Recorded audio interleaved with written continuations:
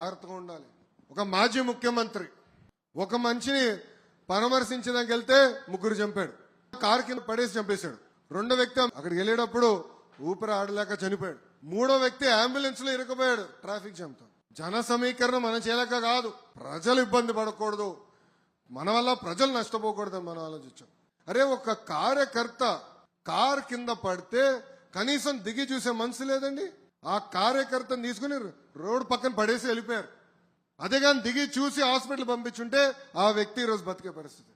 ఆయన ఈరోజు ఎవరిని పరామర్శిస్తున్నాడు? బ్లేడ్ బ్యాచ్, గంజాయి బ్యాచ్.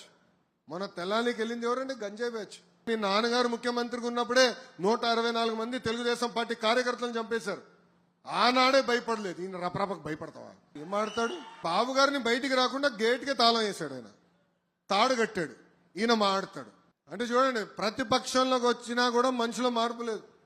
నియోజకవర్గానికి వచ్చి గల ప్రధానంగా నెల్లూరు సిటీతో మంగళగిరి పోటీ పడుతుంది. నో సెకండ్ థాట్, కానీ కష్టపడాలి, ఒక బాధ్యతగా పనిచేయాలి. ఇది మీ అందరికి ఎందుకు చెప్తున్నానంటే, కార్యకర్తలందరికీ ప్రత్యేకంగా ఎందుకు చెప్తున్నానంటే, మనందరం ఈరోజు రాజకీయాల్లోకి వచ్చామంటే ఒక మార్పు చేసినానికి వచ్చాం, ప్రజలకి సేవ చేసినానికి వచ్చాం. మన జీవిత ప్రయాణంలో మనం ఎంతో మందికి సహాయం చేసిన, ఒక అధికారంలో ఉన్నప్పుడు ఒక్క సంవత్సరంలో అన్ని పనులు చేయగలుగుతాం. అది ఒక పార్టీ గొప్పతనం, ఒక వ్యవస్థ గొప్పతనం. మై టీడీపీ యాప్ ఉంది. ఇప్పుడు మీరు చేస్తున్న ప్రతి కార్యక్రమం ఆ యాప్లో ఎంటర్ చేయాలి. దానికి కారణం కూడా ఒకటే, పనిచేసే వాళ్ళకి ఫోటోలు దిగే వాళ్ళ మధ్యన తేడా ఉండాలని మీరే పదే పదే నన్ను కోరారు. అందుకే తీసుకొచ్చాం. సో ఎవరైతే పని చేస్తారో వాళ్ళని గుర్తించడానికి తీసుకొచ్చాం.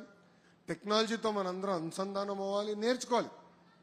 మీరు టెక్నాలజీ అందరూ బాగా వాడతారు కదా. సో పార్టీ నుంచి మీకు ఏం తెలియజేయాలని నేరుగా మై టీడీపీ యాప్ ద్వారా తెలియజేస్తాం. ఒక పట్టుదల, ఒక క్రమశిక్షణతో పనిచేయాలి. ఒక 2 రోజులు బట్టిన ప్రతి గడప దొక్కాలి. మనం చెప్పాల్సింది చాలా వివరంగా ప్రజలు తెలియజేసే బాధ్యత మన పైన ఉంది. వాళ్ళు ఒకవేళ ఏమైనా సమస్య తెలియజేస్తే అదే యాప్లో ఎంటర్ చేసే మార్గం కూడా ఇచ్చాం, ఫీడ్బ్యాక్ మెకానిజం. మీరు కూడా మాకు తెలియజేస్తే ఓకే ఇంట్లో ఇది ఒక ఐడియా వస్తుంది పార్టీ కూడా. అది మళ్ళీ బాబు గారి ముందలు పెట్టి ఎలాంటి నిర్ణయాలు తీసుకోవాలి, పాలసీలు ఇంకా ఎట్లా మెరుగుపరచాలి, దానిపైన మేము చర్చిస్తాం.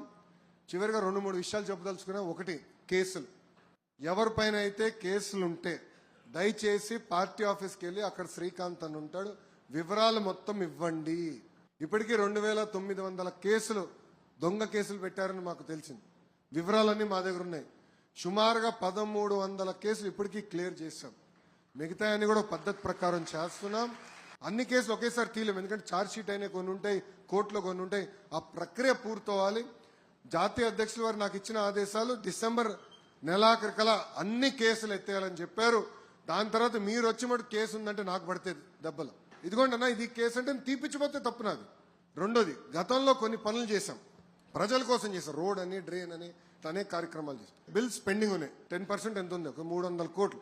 అది కేంద్ర ప్రభుత్వంతో కూడా కోఆర్డినేట్ చేస్తాం. వర్కులు ప్రీ క్లోజ్ చేశారు ఉపాధి హామీ కింద. అది తెరిపించి డబ్బులు తిరిగి ఇప్పించే బాధ్యత కూడా మన ప్రభుత్వం తీసుకుంటుంది. పార్టీ హౌస్కి వెళ్ళండి, వివరాలు తెలియజేయండి.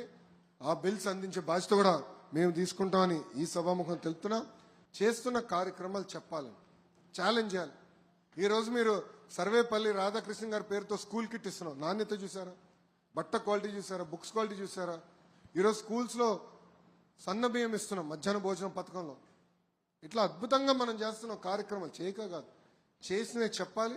చేయాల్సింది ఉంది, అన్ని చేసామని నేను చెప్పట్లేదని. అందుకే సుపరిపాలనలో తొలి అడుగు అని పేరు పెట్టాం. 151 11 అయింది. కారణం ఏంటి? అహంకారం. వాళ్ళు మాట్లాడిన విధానం. ప్రజలు మన దగ్గర కోరేది పలకరింపు, ఆప్యాయంగా మాట్లాడాలి. అందరికి నమస్కారం. జై తెలుగుదేశం, జై తెలుగుదేశం. చంద్రబాబు నాయుడు గారి నాయకత్వం, చంద్రబాబు నాయుడు గారి నాయకత్వం. జోహార్ అన్న ఎన్టీఆర్, జోహార్ అన్న ఎన్టీఆర్. జై హింద్.